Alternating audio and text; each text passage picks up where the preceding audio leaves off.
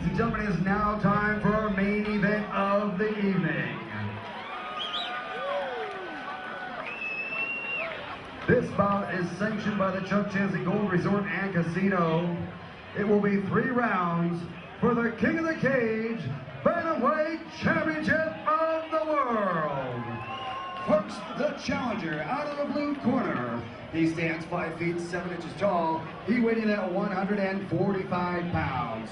He fights for Team Krazy out of Ocala, Florida. Ladies and gentlemen, the world-known Charles Krazy Horse Bennett.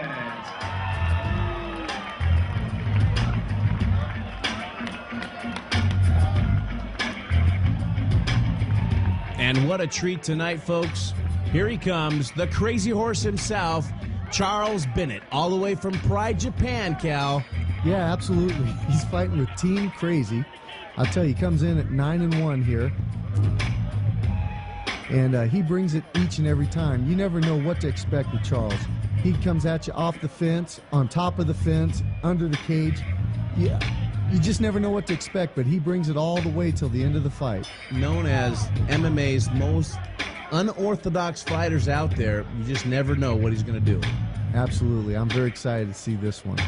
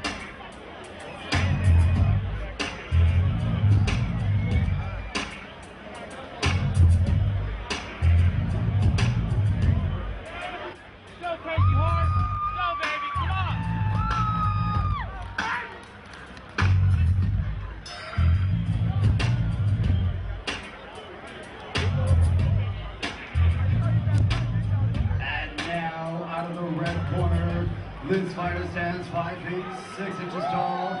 He weighed in at 145 pounds. He fights for the Capital City Fighting Alliance and has a mixed martial arts record of 9 wins. And as the lights go down, Cal, you know who's in the house. It's the California Kid, Urijah Faber. Oh my goodness, this is the main event we've all been waiting for, folks. Listen to the crowd. They know who he is and what he's come to do, and they can't wait. Everybody all over the world is looking to get the California Kid in their show. Pound for pound, I don't believe anybody out there can beat him anymore. He's got 1 loss under his belt, but he's matured so much past that. Well, and since then has obtained the King of the Cage belt that you see behind him. This kid is for real. Although Crazy Horse did make mention he was going to send the California Kid back up to the beaches where he could wash up with the rest of the barnacles. Well, look at Crazy Horse. Wow, his opponent gets roaring reviews on his way out. He's laying on the mat as if it's just another walk in the park. Well, he might be thinking he's having a day at the beach with the California Kid. We'll see. I guess so. And you just got to love the intensity that Urijah brings to the cage fight. Phenomenal. Yeah, it's said that Urijah has 1 gear, and that's not a negative. That's actually a solid thing in this sport. There is no let-off. Once he engages you, that's it. There's no disengage until he's pulled off or you've tapped. This is just straight business for Urijah Faber. Crazy Horse, one of the highest paid 145-pounders in the business. And he's got a score to settle with him, Cal. Yeah, I'll tell you, there's Crazy Horse doing his usual, you know, clowning around. Not so sure it's a good idea. You got to realize this fight's coming fairly close after the only loss Urijah's ever suffered, and I wouldn't want to be that next opponent after that. No, me neither. Well, we've got Herb Dean getting ready to call the action here and get us started. What a great referee for this fight.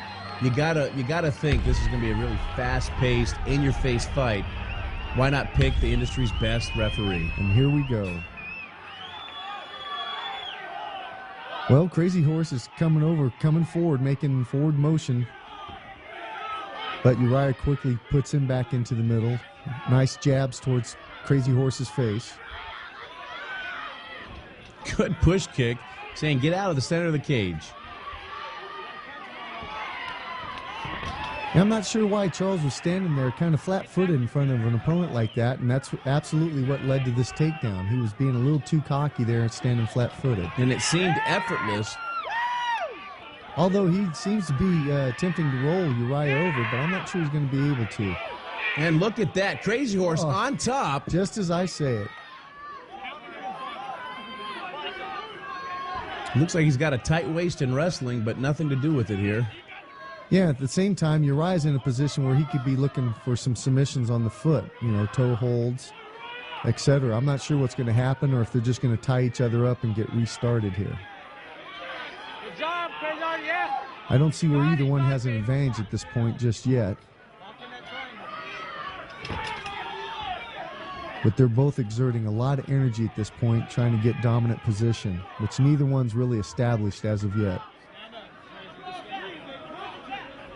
Now, Urijah, being just a high-level college wrestler, has been in this position 1,000 times.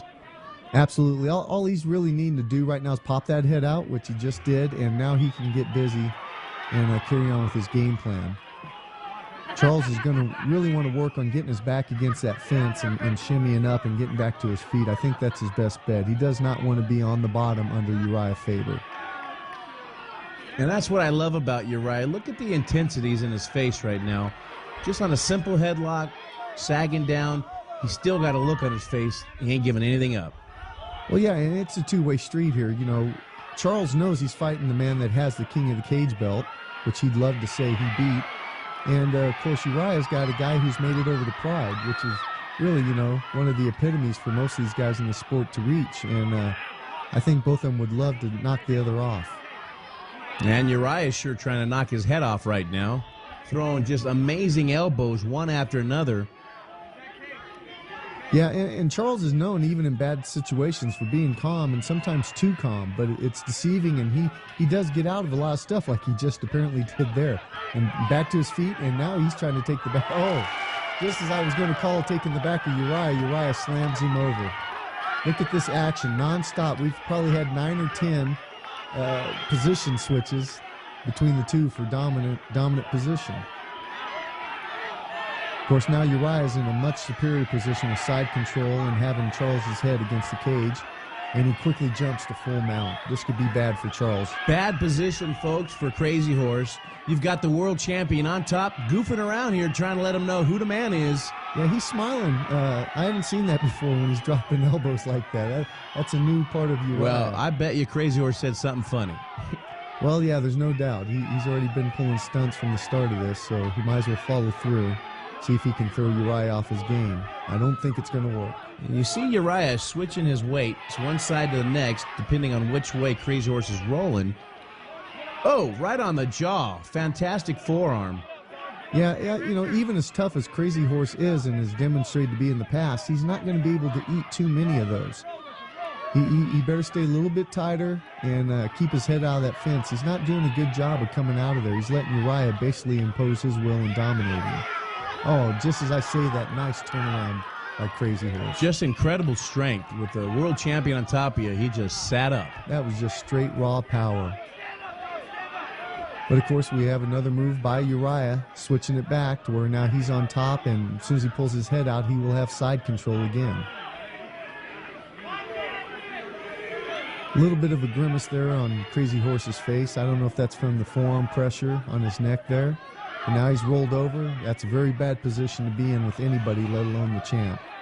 And he's getting stretched out here in a really bad position. This could be the last for Crazy Horse. Ah, there he goes. That's it.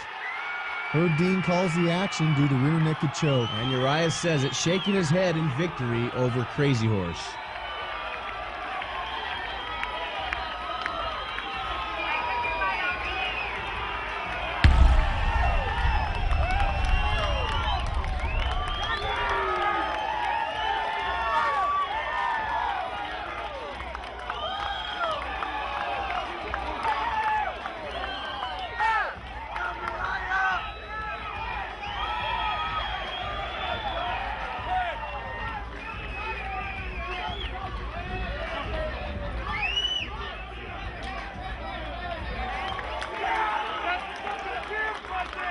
Ladies and gentlemen,